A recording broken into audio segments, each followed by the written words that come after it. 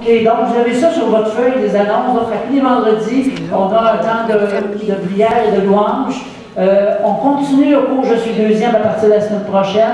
Et tout de suite après la réunion, on a un dîner qu'on va partager. Et si vous voulez rester, il y a la réunion d'affaires. Donc, c'est vraiment côté affaires. Alors, vous êtes tous les bienvenus. Soyez bénis. Merci.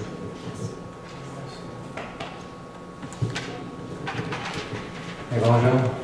Bonjour. Comment ça va? On est une église, ça fait que c'est pas seulement le pasteur. On est toutes parties de l'église. Moi, je suis toujours intéressé à comment ça va avec vous autres. Et ça fait que, premièrement, je veux dire allô de ma femme Nancy, qui n'est pas ici avec moi. J'aime pas faire ça, moi, quand je fais des voyages. Je préfère que Nancy est toujours avec moi. Et j'ai dit que je peux faire 2 semaines, mais 3 semaines, c'est trop. Mais ça fait que cette fois-ci, c'est un peu plus de 2 semaines. Je suis arrivé jeudi soir et ça prend un peu de temps pour moi de venir de Kelowna, dans la Colombie-Britannique. Il y a 3 heures de différence. Ça fait que quand je me réveille à 8 heures comme ce matin, c'est 5 heures dans mon corps. Et moi, à mon âge, je ne me lève pas à 5 heures du matin.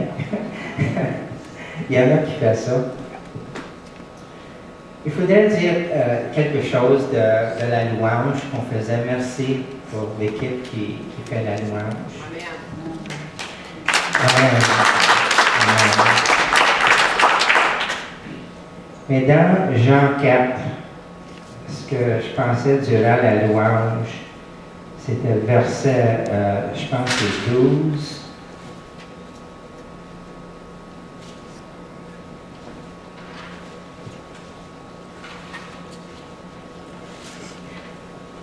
14, Jean 4, 14.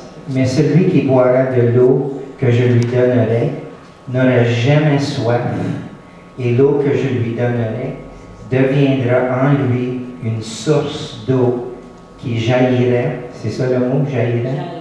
Jaillira jusque dans la vie éternelle. Moi, c'est ça que je sentais ce matin, on a soif. Et Jean-Yves a dit ça, il parlait de la soif.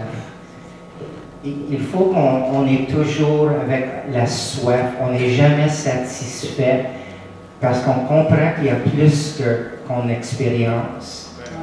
Et c'est la louange qui dit quoi? Qui donne la place d'habitation pour l'Esprit de Dieu. C'est important qu'on a, moi je dis la rivière qui peut sortir de nous. Et la louange, c'est si important. Quand j'ai commencé à conduire de Montréal jusqu'à Drummondville, jeudi soir, je mettais la louange sur le radio. Et pour moi, c'est comme une épée qui coupe toutes les choses entre la terre et le ciel. Ça fait que je fais le volume un peu comme ça. Et moi, je sais que la louange qui est dans mon auto, la louange qui sort de mon esprit, ça coupe toute la place que je vois. Et si je peux dire ce matin que la louange qui se forme ici à Sainte-Malachie, c'est plus qu'une chanson pour nous autres. On forme la présence de Dieu tout autour de Sainte-Malachie et des fois, c'est plus qu'on peut penser. C'est pas seulement, ça fait que c'est important que la louange sorte de notre esprit pour former une place pour le Saint-Esprit pour habiter. Et dans la place que le Saint-Esprit habite, toute chose est possible. Tu comprends? Toute chose, il n'y a rien impossible quand le Saint-Esprit vient dans le milieu de nous. Ça fait que pense à ça un peu. Et pour nous autres, la louange, ça brise toutes les barrières dans l'endroit, dans notre vie, dans la ville, dans notre famille, dans tous les défis qu'on a. C'est la louange qui fait ça. Ce matin, quand je m'ai levé, Jean-Yves avait la louange dans le soubassement.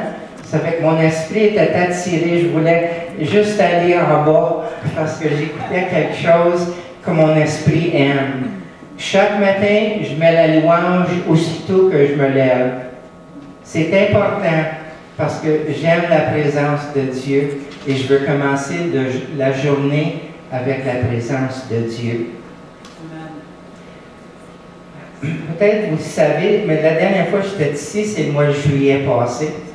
Je suis venu au Québec dans le mois de novembre, mais mon temps était vraiment court. Je n'avais pas le temps de venir ici. Mais quand on passe du temps avec Jean-Yves et Rita, on fait des tours des fois et j'aime ce que le Seigneur fait entre nous et chaque place qu'on y va. Mais nous autres, on a changé, on a déménagé, ça fait 8 mois maintenant, on a déménagé du Yukon jusqu'à une place qui s'appelle Kelowna, Colombie-Britannique. C'est la place que ma mère demeure. Ma mère est dans une maison avec des âgés, elle a son appartement, mais elle a 96 ans. Et ça fait que moi, j'ai demandé au Seigneur si je peux passer les dernières années, je ne sais pas combien, mais les dernières années avec ma mère.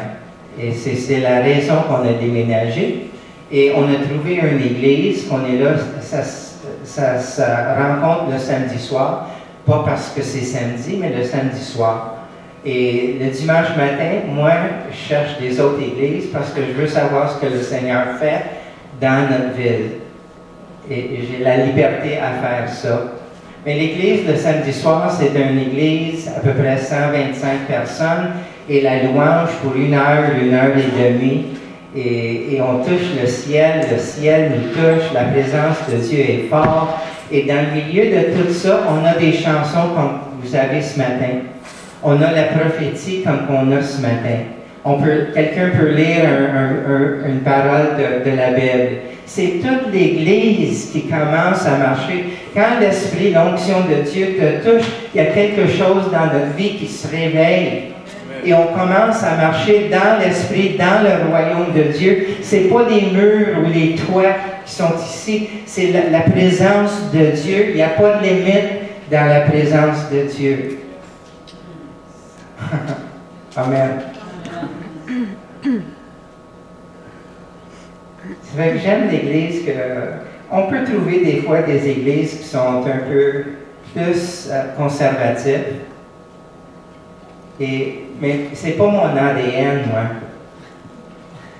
J'étais né dans le milieu d'un réveil du Saint-Esprit dans la Californie Sud. Sa présence était tout autour pour plusieurs années. Moi, je dis souvent, je n'ai pas touché la terre pour 10 ans. La présence de Dieu était si forte. Et ça fait que j'étais né dans le milieu de ça. Et c'est difficile à être sans la réveil. Ça fait que chaque place que je vais, j'aime la présence de Dieu qui peut augmenter dans le milieu quand on fait la louange ensemble. Et je vais dire encore, tout est possible dans cette place-là. Ça fait qu'on a trouvé une bonne église, mais ça nous implique à quelque chose. Je ne sais pas si quelqu'un peut amener le drapeau de Canada pour moi. Le drapeau de quoi? De quelle place? Canada, ben oui. Je ne vais pas parler beaucoup de ça, mais il y a quelque chose qui s'arrive. L'Église qu'on fait partie, maintenant, on a une commission pour réveiller Canada.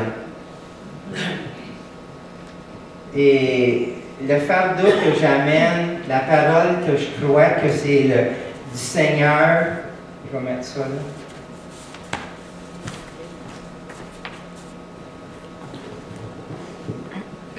Ça fait plusieurs années que je viens au Québec, la place de mes racines. L'Aude-Binière, Saint-Émilie de l'Aude-Binière, c'est la place de mes ancêtres, mes arrière-grands-pères. J'étais là hier, il y a une place à Deschaillons que j'aime, une gîte, je passe du temps, et je vois dans la ville de Leclercville. Et je peux regarder la ferme de mon arrière-grand-père, la place que mon grand-père était né. Ça fait que chaque fois que je viens, mes racines au Québec vont plus profond et mon cœur bat, c'est ça pour Québec. Bas. Bat, c'est mieux, je pense. Moi, je vais inventer des mots. Les Québécois font ça quand même. Mais en tout cas, l'Église que je suis parti, ils ont commencé un mouvement qui s'appelle la bataille pour Canada. Et parce que Canada est en une place, comment est-ce que je peux dire ça? Ça peut tomber de n'importe quel côté. Ça peut tomber dans le ténèbre ou ça peut tomber dans la réveil du Saint-Esprit. Et Canada a besoin des intercesseurs pour prier pour Canada. Mais quand je viens au Québec, j'espère que tu peux m'entendre plus mon cœur que les paroles que je vais dire. Mais moi, je dis souvent, j'ai deux nations dans moi. Ils ne sont pas fâchés l'un contre l'autre.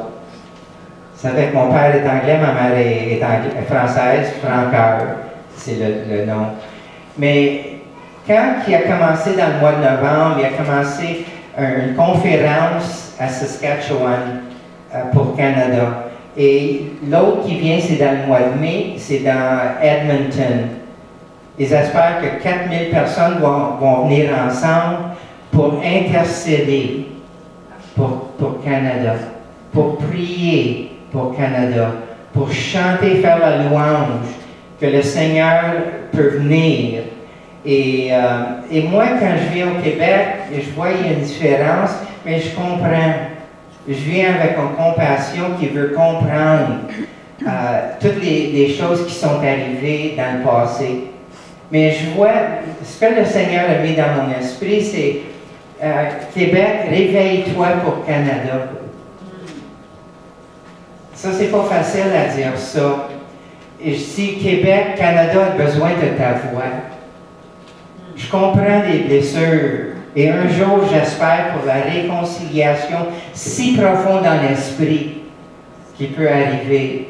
Mais dans ce moment ici, Canada a besoin de ta voix pour les chrétiens, pour être des intercesseurs pour notre pays, que tout peut changer encore. Ça a commencé dans la volonté de Dieu, ça a commencé avec la prophétie pour Canada, et ça a commencé ici, au Québec. Et c'est pour ça. Et pour Canada, c'est une bataille pour une nation. Et moi, je crois vraiment, on est juste dans le milieu de tomber du côté d'un réveil. Et c'est ça que je cherche. Est-ce que vous me comprenez? Oui. Est-ce que vous êtes en accord ce que je dis? Oui. Oui, peut-être pas. Je ne veux pas toucher quelque chose sensible, mais pour moi, le fardeau que j'emporte, c'est comment que je peux réveiller Québec. Quand j'étais ici dans le mois de juin, le 24 l'année passée, c'était Jean-Baptiste, c'était la fête de Québec. J'ai vu des drapeaux tout autour de Québec, bleu et blanc, tout autour de Québec. C'est la plus grande province de Canada, avec plus de 7 millions de francophones, des Québécois qui sont ici. Imagine ça, 7 millions pour ajouter la voix pour Canada. Et ça fait que c'est ça que je viens. À chaque place que je peux prêcher, je peux parler, j'invite des personnes. Quand j'étais à l'Assomption dans le mois de novembre passé, j'ai prêché à une église qui est là, à l'Assomption, et j'ai dit la même chose. Après que j'étais toute finie à parler, plusieurs sont venus à me parler, me disent, j'ai jamais prié pour Canada, mais je vais commencer à prier pour Canada. Moi, j'aime ça. Quand j'ai commencé à préparer pour aujourd'hui et pour la visite, il y avait deux choses que l'Esprit de Dieu a mis dans mon esprit. Le premier, c'était chercher le royaume de Dieu.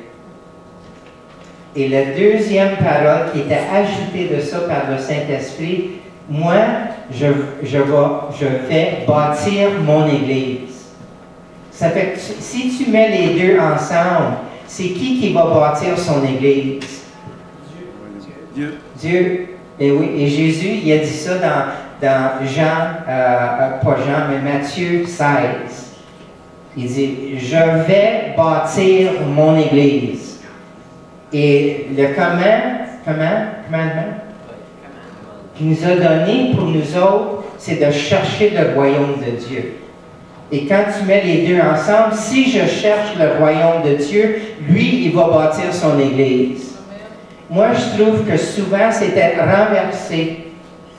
Et nous autres, on essaye de bâtir l'Église. Mais on ne cherche pas le royaume de Dieu. Le royaume de Dieu, c'est si important dans notre vie. Et j'espère que un peu des paroles que je vais dire ce matin peut nous aider. Peut-être que c'est des paroles que tu connais déjà. Mais si je peux le ramener à nos pensées et l'importance de penser à le royaume de Dieu. OK, on est en accord? Oui. On va commencer.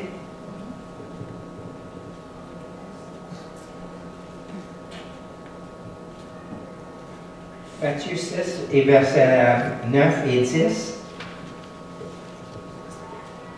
Jésus a dit, priez donc ainsi, notre Père. On connaît ça par cœur. J'ai appris ça quand j'étais un enfant de cœur, j'ai appris ça dans l'Église. Et aujourd'hui, je le connais plus en français qu'en anglais. Mais on a tout, on a dit ça, je ne sais pas combien de fois dans notre vie. Priez donc ainsi, notre Père qui est aux cieux, que ton nom soit sanctifié, que ton règne, ton royaume vienne, que ta volonté soit faite sur la terre comme au ciel. Quand j'ai lu le livre par Bill Johnson, Quand le ciel envahit la terre, c'est un bon livre. Mais dans le milieu de tout ça, c'est comme une révélation lui est venue que notre prière à le Père des célestes, c'est que lui envoie le royaume de Dieu, que ton royaume vienne, que ton gouvernement vienne sur ma vie, sur la terre, comme il est aux cieux, que ta volonté soit faite ici comme il est aux cieux. Et on se demande la question, c'est quoi qui s'arrive dans le ciel? S'il veut que ça soit sur la terre, c'est quoi qui s'arrive là? Ça demande une question qu'il faut qu'on ait la réponse. Ça fait pour moi, je cherche de tout mon cœur, de mon esprit. J'ai dit, Seigneur, c'est quoi qui se passe dans le ciel que tu veux amener ici sur la terre? Pense à ça.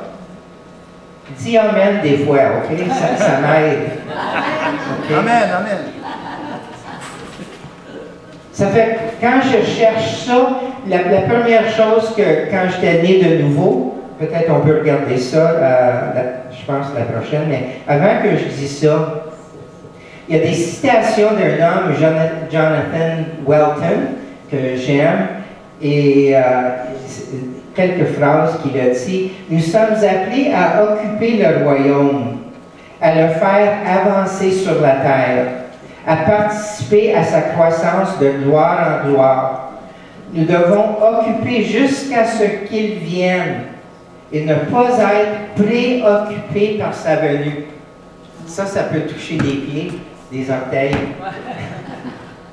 On est vraiment préoccupés des choses qui nous, how do you say this? Qui nous arrêtent d'avancer le royaume de Dieu. On est appelé à prêcher le royaume de Dieu. Et nous autres, on prêche beaucoup d'autres choses à le monde autour de nous. Et on ne prêche pas souvent le royaume de Dieu. Si tu parles de quelqu'un après faire un témoignage, est-ce que tu as laissé avec eux le royaume de Dieu? Ou est-ce que tu as laissé avec eux des autres pensées, des autres choses qu'on parle? Il y a une importance sur le sujet. Moi, je crois le retour de Jésus. J'aime le retour de Jésus. Je pense à ça. Mais le comment que le Seigneur m'a donné, c'est prêcher le royaume de Dieu. OK? C'est seulement ça que je veux continuer à dire. La nature du royaume de Dieu ne cesse de progresser, toujours en expansion, jamais en retrait et en croissance constante. Je vais le dire encore. OK? La nature du royaume de Dieu ne cesse de progresser, toujours en expansion, jamais en retrait et en croissance constante. Amen. Amen. Si on peut penser comme ça, si on regarde souvent toutes les nouvelles, et on écoute seulement les nouvelles et tout ce qui s'arrive tout autour de la terre, On commence à penser comme ça dans le négatif. On pense que l'Église est seulement une petite chose. Je ne sais pas tous les mots qu'on peut dire, mais l'Église grandit. Le royaume de Dieu continue à avancer dans toutes les nations autour du monde. Vraiment, c'est ça que ça s'arrive. Et ça, c'est les pensées que je dois avoir dans ma tête. Pas tout le négatif qui se passe tout autour de nous. La seule chose qu'il m'a demandé, moi, c'est d'avancer de son royaume. Pour plusieurs, le but, c'est d'aller au ciel, mais le but de Dieu, c'est d'amener le ciel sur la terre. Pense à ça. Pour plusieurs, le but, c'est d'aller au ciel, mais le but de Dieu, c'est d'amener le ciel sur la terre. Plusieurs repentaient assez pour être pardonnés, mais pas assez à vivre dans le royaume. Puis oui. On a demandé le Seigneur pour nous pardonner, on a demandé pour Jésus pour vivre dans notre esprit, que le Saint-Esprit vienne, et après ça, c'est quoi qu'on fait? On s'assoit et on attend le retour de Jésus. Lui, il a dit, occupez jusqu'à le temps que je reviens. Amen. Amen.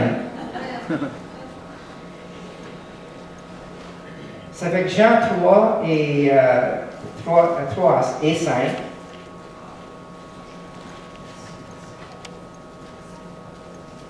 Tu vas prier pour ma langue, oui. Oui, mais oui, c'est bon. Mais ça prend quelques jours. La semaine prochaine, je vais être tout en forme. Ça fait que Jean 3 et verset 3, ça dit, Jésus lui répondit, en vérité, je te le dis, à moins de naître de nouveau, personne ne peut voir le royaume de Dieu.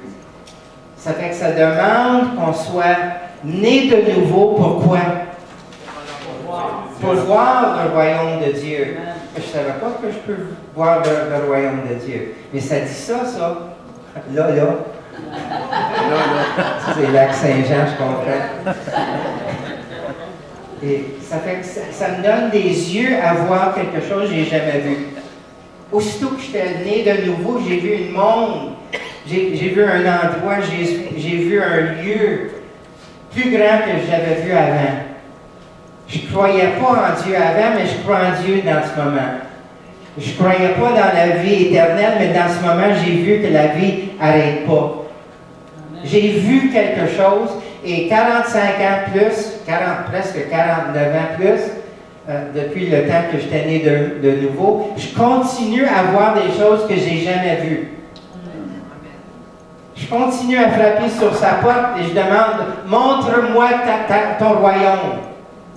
Que ton royaume continue à venir.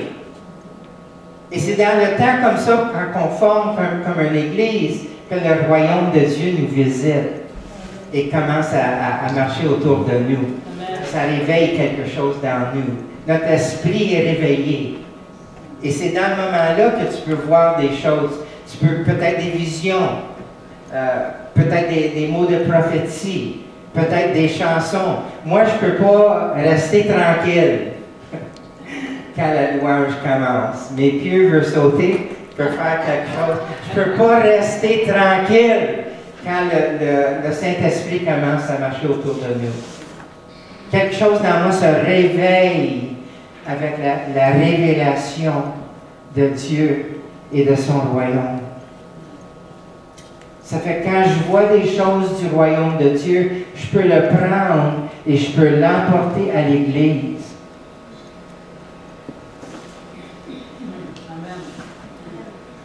Verset 5, Jésus répondit, en vérité, je te le dis, à moins de naître d'eau et d'esprit, on ne peut entrer dans le royaume de Dieu. Ça fait que ça, c'est un autre. C'est quand je suis né de nouveau, je peux entrer dans le royaume de Dieu. Le royaume de Dieu n'est pas quelque chose dans le futur. J'espère que je peux transférer ça, moi. Jésus est roi aujourd'hui. Il est sur son trône aujourd'hui. Et comme il a dit, quand tu pries, demande que le royaume vienne sur la terre aujourd'hui, dans ma vie. Ça fait que j'entre dans le royaume de Dieu. Aussitôt que je suis né de nouveau, j'ai entré dans le royaume de Dieu. Je marche tout différemment. Moi, je connais la différence entre mon esprit et mon âme. C'est avec mon esprit que le Seigneur, le Saint-Esprit, communique avec moi. Et l'influence de tout ce qu'il révèle dans mon esprit, ça se transfère à mon âme, et mon âme change, grandit. Mes pensées changent, parce que la communication avec Dieu est mon esprit. Dieu est esprit. Il communique avec nous autres dans notre esprit. Oui? Amen. Amen. Matthieu 4 et 17, et Jésus a dit ça. Jésus commença à prêcher et à dire, « Repentez-vous, car le royaume des cieux est proche. » Lui, il va dire, « Car le royaume de Dieu est ici. » Car le royaume de Dieu, tu peux avoir une expérience et ça va changer ta vie. Ça va te guérir. Tout ce qu'il faut passer, parce que c'est ça que Jésus amenait, c'est le royaume de Dieu. Il faisait juste ce qu'il voyait le Père faire. Il parlait seulement ce qu'il était le Père à dire. Ça, c'est une relation vraiment proche. Et la même relation, c'est pour toi et pour moi. On peut écouter ce que le Père nous dit. On peut voir les choses que le Père fait. Et on peut faire la même chose. Matthieu 10, 7 et 8. Jésus a commandé, il a dit, en chemin, aux disciples, il a dit ça, en chemin, prêchez en disant, le royaume des cieux est proche, guérissez les malades. Amen. Amen. Ressuscitez les morts. Amen. Bientôt, on va commencer à marcher ici. C'est ça que le Seigneur a donné. Même ça, c'était avant qu'ils étaient nés de nouveau, les disciples. Imagine ça. Il a donné une onction sur eux, il a donné un command d'aller et guérir les morts. Ah bien, guérir les morts. Guérir les malades. Ressusciter les morts. Purifier les lépreux. Chasser les démons. Est-ce qu'il y a des démons aujourd'hui? Oui. Oui, oui. Il y en a quelqu'un qui est... Ça fait qu'il dit ça, il dit, chassez les démons. Vous avez reçu gratuitement, donné gratuitement. Nous prions que pour la manifestation du royaume de Dieu. Moi, quand je vais parler à des personnes, nous autres, on parle à plusieurs personnes. Quand on était au Québec, Jean-Yves Vérita a vu ça, on ne peut pas sortir de l'auto sans regarder, chercher quelqu'un qu'on peut parler. Et on essaie de trouver une manière, une clé pour entrer dans leur vie et pour amener le royaume de Dieu et la révélation de Jésus. Et ce n'est pas seulement l'information pour leur tête. On veut que la manifestation du royaume de Dieu peut leur toucher. Nous autres, on commence à parler à des différentes personnes et tout d'un coup, ils commencent à pleurer. Et il nous disait, je ne sais pas pourquoi je pleure. Moi, j'ai dit, parce que c'est l'amour du Père qui te touche. Il y a quelque chose de tangible qui s'arrive dans le milieu de nous. Ce n'est pas seulement une invitation à une religion, ce n'est pas une invitation à une église, mais c'est une invitation à une relation avec le Père. Amen. Et on voit des choses. Si on voit quelqu'un qui est malade, est-ce que je peux prier pour toi? Le plus que tu le fais, le plus que tu veux le faire. Amen. Amen. Ça fait que si nous autres, on marche dans une place pour des magasins, moi, je cherche les yeux. Quand les personnes, tu vois, plus les personnes sont toujours comme ça quand ils marchent, oui, on ne se regarde pas. C'est vrai, oui? Oui. Oui. Mais moi, je cherche les yeux. Si les yeux me regardent, je fais ça comme ça. Et s'ils répondent, il y a peut-être quelque chose que je peux aller plus loin avec eux. Il y avait un homme dans le Mont-Royal, on marchait un jour, lui il disait, est-ce que je te connais? Parce qu'on a fait ça ensemble. J'ai dit, non, tu ne me connais pas, mais on peut se connaître. Et j'ai commencé à lui parler. Il était un professeur dans une des universités ici. Il enseignait la religion. Imagine ça. Oui, ça fait qu'il connaissait la Bible. Mais moi, je commençais à parler d'une Bible qui était vivante. Il n'a pas entendu ça avant ça. Mais ça a pris seulement un contact avec les yeux, une sourire, qui peut révéler l'amour du Père. C'est pas beaucoup. Non.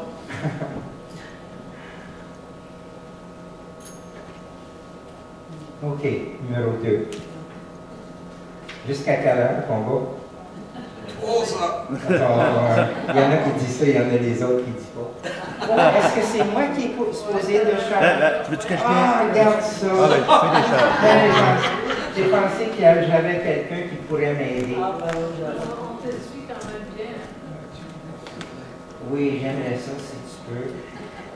On fait plaisir. Merci. Quand je pensais que tu voyais toutes les choses que je disais. On voyait en esprit. Ben oui, entrer dans le royaume de Dieu, tu peux voir. Oui. On est rendu, on est fini avec Matthieu 10, 7 et 8. On a fini avec ça. Et je pense qu'il y a une citation qui va être là. Ça fait que nous autres, c'est ça que j'ai dit. Notre responsabilité, c'est de prêcher quoi? C'est pas un truc. Le royaume de Dieu, ça c'est notre responsabilité. Et moi, quand j'ai lu ce que Jonathan Walton a dit, c'est pas l'évangile de l'âge de l'Église. C'est pas l'évangile de la fin du monde. C'est pas l'évangile du retour de Jésus. C'est pas l'évangile de l'Église. Et comme il a dit là, le concept entier d'un âge de l'Église ne peut pas être trouvé dans les Écritures. On parle des fois des choses, ce n'est pas la responsabilité. Et spécialement, imagine des personnes qui ne connaissent même pas le royaume de Dieu, ne connaissent même pas Jésus. Et on essaie de leur montrer des choses du royaume, ils ne comprennent rien, parce qu'ils ne sont pas nés de nouveau. Ils ne pensent pas de la même manière qu'on pense. Le christianisme est en effet la force la plus importante et la plus influente de l'humanité du monde. Est-ce que tu vois ça? C'est là? Je suis. Tu me suis?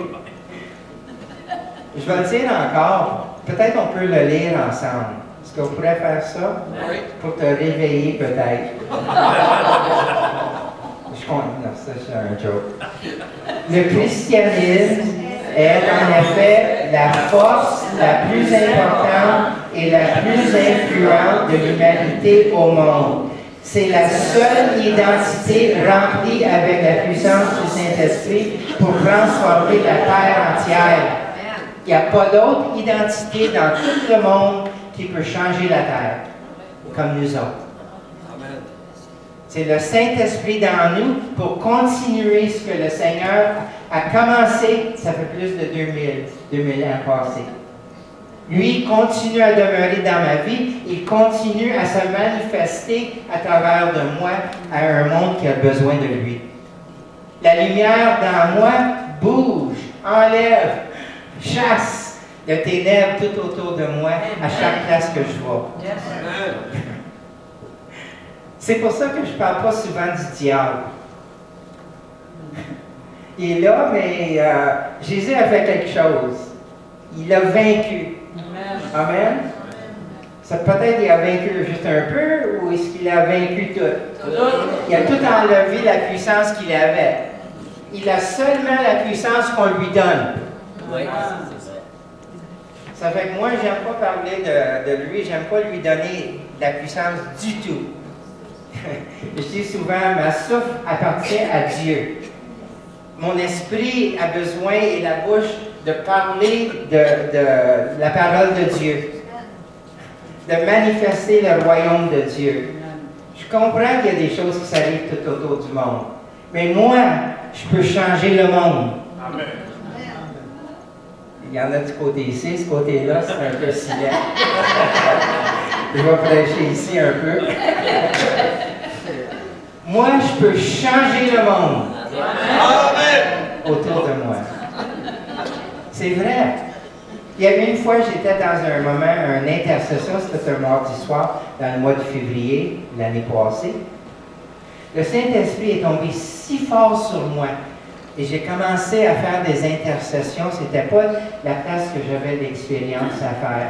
Je ne pouvais pas même écrire assez vite que des choses qui me tombaient dans mes pensées. Et dans un moment, je le savais, c'est des choses que tu sais dans ton esprit, je le savais que j'étais en face de Washington, D.C. J'étais dans mon my living room. Les Québécois parlent comme ça quand même. Mais j'étais là et je savais que j'étais en face de Washington, D.C. Je voyais un nuage, un cloud, qui venait de l'Europe, qui essayait de traverser l'Atlantique. Et moi, j'avais si l'onction sur moi, j'avais mes mains levées, et l'Esprit de Dieu me dit quelque chose que je pense en avant, ça serait difficile à recevoir. Mais il me dit, pourquoi l'Église a laissé le monde arriver à la place qu'elle est? OK, je vais dire ça encore. Parce que nous autres, on dit, Seigneur, c'est toi qui peux faire ça, c'est toi qui peux changer ça. Et l'Esprit de Dieu dit, non, je t'ai donné l'onction, je t'ai donné toute la puissance, je t'ai donné tout ce que tu as besoin pour changer le monde. Mais si on ne sache pas, on ne va pas le faire. Mais si c'est sur nos épaules, et il y a une responsabilité qui vient dans ma vie, c'est à moi. Et moi, je ne peux pas changer le monde, mais je peux changer peut-être le voisin à côté de moi. Je ne peux pas changer la ville autour de moi, mais je peux changer peut-être une vie que je rencontre. Ça, c'est le royaume de Dieu et la puissance du royaume de Dieu et la puissance du nom de Jésus. Il faut qu'on se connaisse ce qui nous sommes. Je suis le fils de Dieu. Tu es la femme de Dieu. Lève ta tête. C'est une identité qui est importante qu'on comprenne. Et si je comprends ce qui je suis, je vais marcher dans l'autorité que j'ai. Amen. La force de l'Église, c'est seulement que chacun de nous, on touche avec responsabilité le royaume de Dieu. Chaque fois qu'on vient ensemble, on amène ensemble le royaume de Dieu. Si on renverse ça, et tout c'est de l'Église, c'est un esprit de religion. J'ai pensé à ça à Québec aussi, parce que j'étais né ici, j'ai passé mes premiers 15 ans ici. Peut-être mes premiers 20 ans, c'était dans l'Église catholique, 15 ans ici, Canadien, Français, en tout cas, c'était un enfant cœur, je parlais avec le latin, avec les prêtres. Je ne parlais pas, mais quand même, tu comprends ce que je veux dire. Mais l'esprit de religion, il y a une différence entre l'esprit de religion et l'esprit de la liberté dans le royaume de Dieu. Ça fait que c'est là que j'essaye chaque jour de marcher.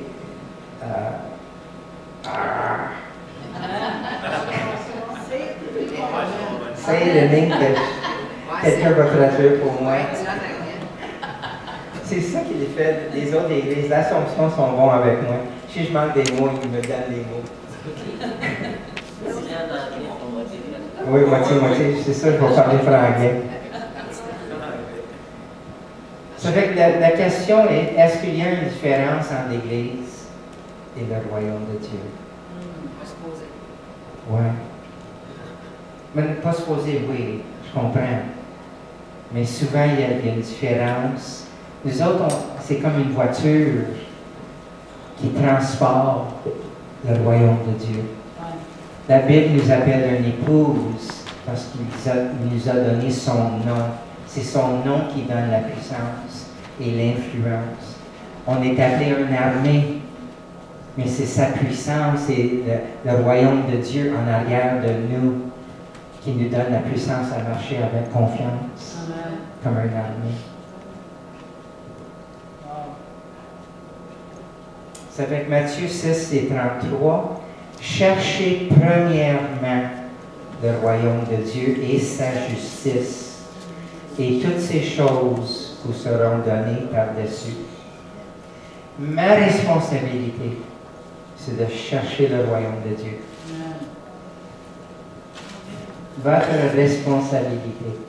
Jésus a dit ça. Quand vous priez, dis notre Père. Ça fait plus de 10 ans de ma direction, mon chemin, c'est de chercher l'intimité avec mon Père. Ça a changé ma vie. Et lui, c'est son plaisir à manifester son Fils à travers moi. Amen. Cherchez premièrement. Matthieu 16, 18 et 19, quand le Seigneur demandait à ses disciples, c'est qui que les hommes pensent que je suis? Et Pierre a dit dans verset 18, et moi je te dis que tu es Pierre et que sur cette pierre je bâtirai mon Église. Tu es le Fils de Dieu. Ça, c'est la pierre qu'on bâtit l'Église, que Jésus va bâtir son Église, sur la proclamation qu'il est le Fils de Dieu. Amen. J'ai un voisin à Kelowna, elle va à une église, il croit dans leur église à la Trinité de Dieu, mais elle me dit, je ne peux pas croire qu'il est Dieu, lui, Jésus. Et ça, c'est la révélation qui nous donne la vie de nouveau. C'est à croire que lui, il est Dieu. Jésus est Dieu. Amen.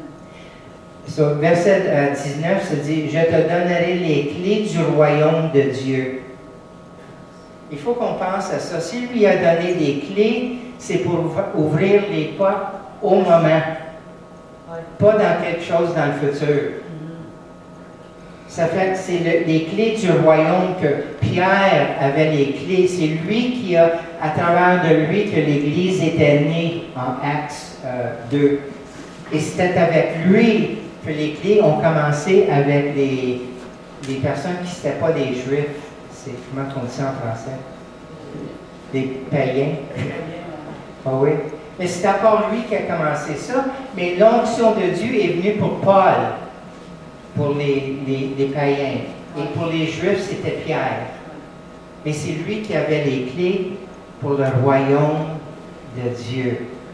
Et nous autres, on peut ouvrir les portes aujourd'hui dans le royaume de Dieu.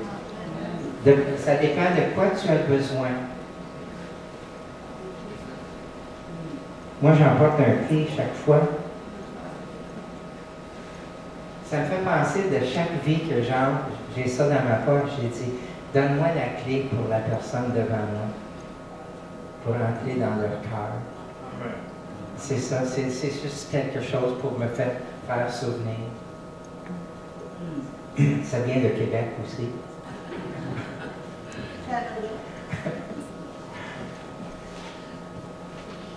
La différence entre le royaume et l'Église, je ne sais pas si je l'ai mis en haut. Le royaume est la sphère de domination de Dieu.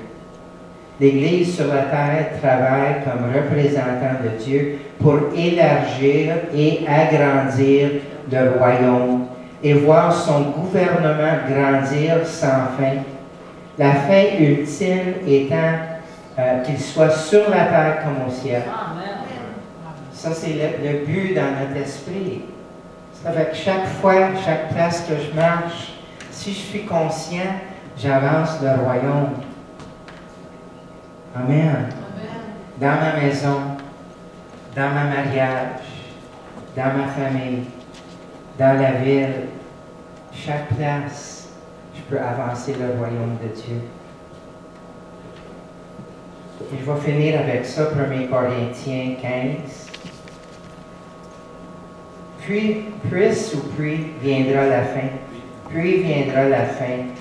Lorsque Christ remettra le royaume au Dieu le Père. C'est tous les royaumes que lui va vaincre. Quoi qu'il va faire, lui? Vaincre? Oui. Il va lui présenter à Dieu son Père. Après avoir réduit à l'impuissance toute domination, toute autorité et toute puissance hostile, il faut en effet qu'il règne jusqu'à ce que Dieu ait mis tous ses ennemis sous ses pieds, et le dernier ennemi qui sera anéanti, ça c'est nouveau pour moi, c'est la mort. Pour moi, Jésus est tissé jusqu'à tout est mis sous ses pieds.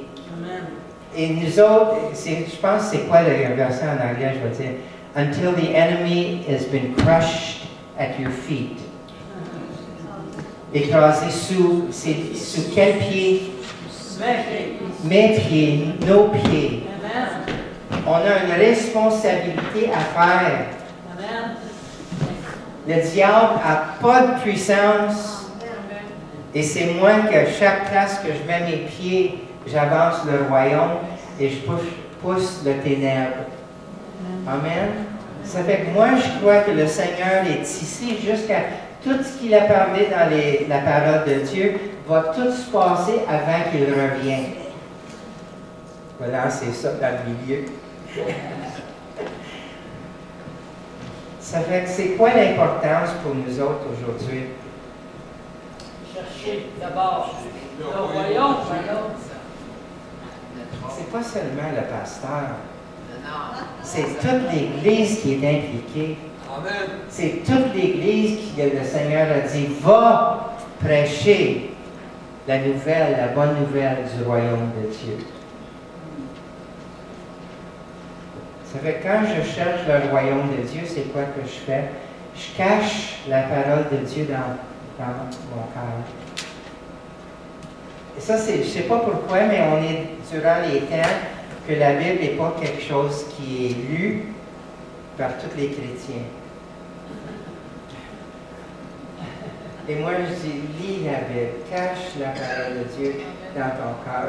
Ça va changer ta vie, ça va te donner la puissance, ça va aider, c'est comme une épée.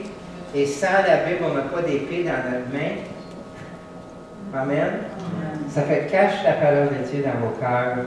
Prenez le temps de communion avec votre Père Céleste.